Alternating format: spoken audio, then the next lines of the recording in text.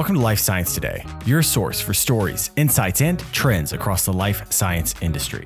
I'm your host, Dr. Noah Goodson. This week, the PD-1 that lost.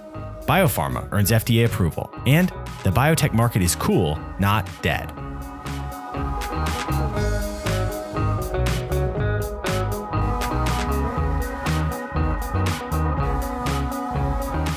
The views expressed on Life Science Today are those of the host and guests.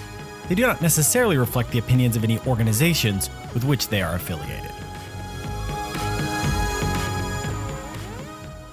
2 weeks ago, FDA advisors voted 14-1 against the approval of the PD-1/PD-1L1 oncology immunotherapy sintilimab to treat non-squamous non-small cell lung cancer, NSCLC.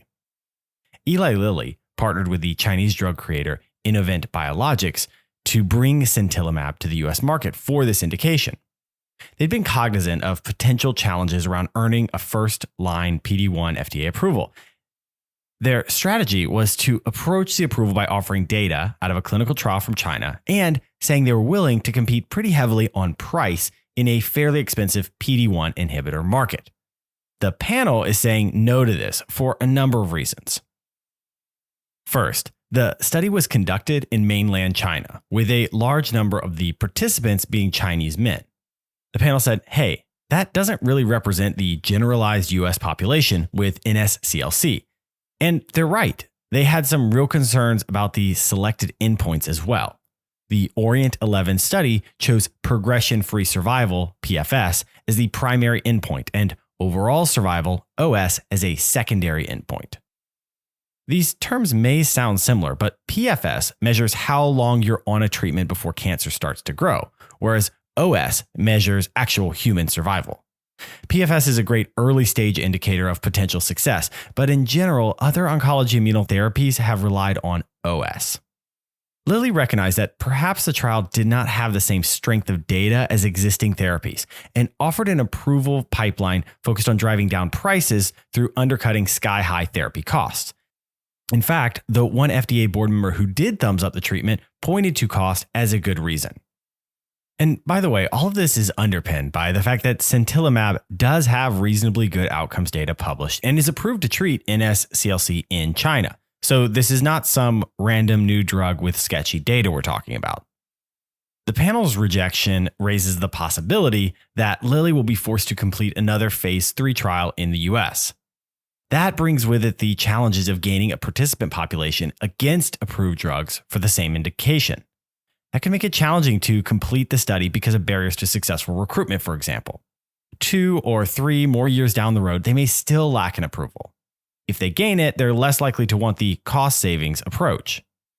Now, there are probably some bridge approaches here using smaller trials, RWD, and second-line treatment approvals, but this presents several core conundrums for our industry. First is the question of inclusion. It's easy to see that the population of China doesn't generalize to the United States.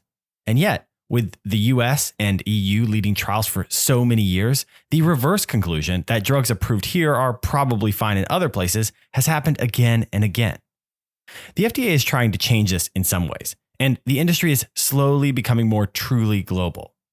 This pushback against a trial conducted only in China is part of the push for inclusion.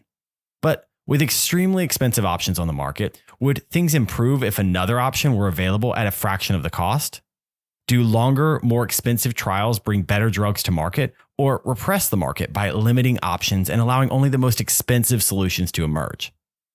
With the US leading the way economically in not pushing for more inclusion for years, it's exciting to see this happening. But I can't help thinking it would be nice if we were doing a better job at it all along. Finally, like all FDA moves that slide conservative, if the votes of the panel result in a full FDA rejection, the decision is likely to have far-reaching consequences.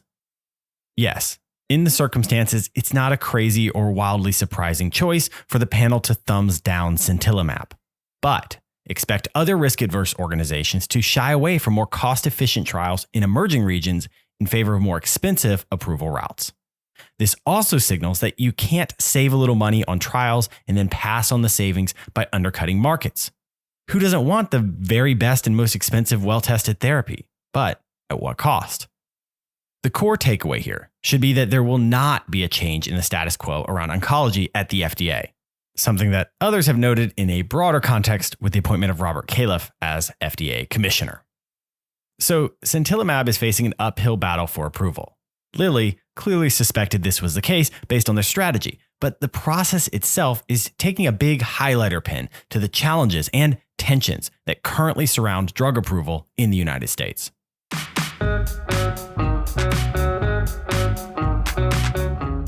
Agios Pharmaceuticals has been granted FDA approval to treat adults with pyruvate kinase deficiency, PKD.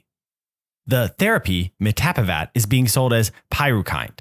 This first approved disease-modifying therapy works to combat the hemolytic anemia caused by PKD.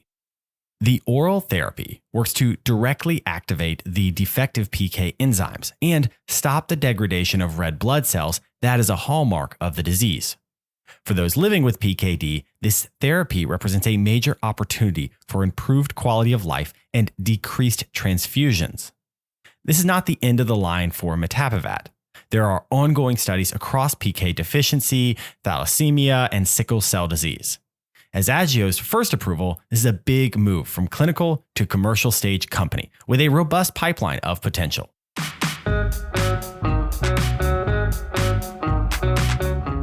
While cooled from 2020, the biotech market is not dead yet. Last week, 3 biotechs announced modest IPOs. TC Biopharm announced the closing of a $17.5 million IPO.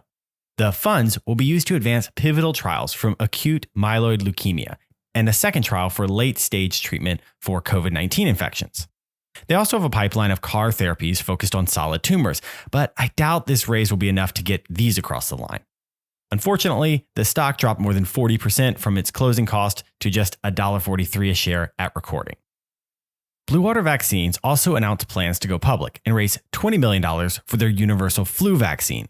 Originally priced at $9 a share, Blue Water skyrocketed to over $57 per share at closing Friday, marking a pretty startling growth curve in current markets. Though perhaps excitement will be dampened when U.S. markets reopen Tuesday, this investor enthusiasm for a vaccine maker is pretty shocking. Finally, Meihua International Medical Technologies raised $36 million to increase their capacity to manufacture medical devices through opening a new facility and pursuing new R&D activities. The Chinese-based medical device company has a range of Class 1, 2, and 3 consumables. This probably represents a perfect company to go public right now, since their value hangs on the production of consumable, on-demand supplies like disposable catheters, and not a high-risk pipeline. While initially up, shares settled down to around $8.16 by the end of the week. So there are no crazy $200 million IPOs with billion-dollar valuations, but there are still companies with both risky and stable pipelines entering the market and keeping us on our toes.